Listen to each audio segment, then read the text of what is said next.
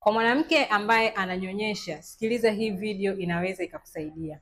Diet sio kigezo cha kukosa maziwa na kunyonyesha sio kigezo cha kunenepa.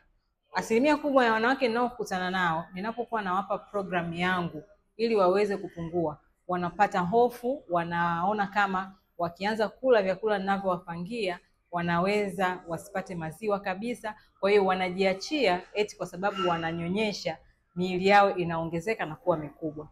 Sikia mwanamke, nikwambie unayenyonyesha, vyakula pekee ambavyo vitakusaidia kuleta maziwa ni vyakula vya majimaji.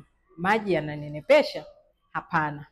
Kama unahitaji kupungua na unahofu kwamba nikianza diet labda naweza nikaharibu chakula cha mtoto, maziwa ya mtoto, ondoa hiyo hofu, usiogope, nipo kwa ajili ya kukusaidia. Kama unahitaji kupungua hali ya kuwa unanyonyesha, nipigie simu ili niweze kukusaidia.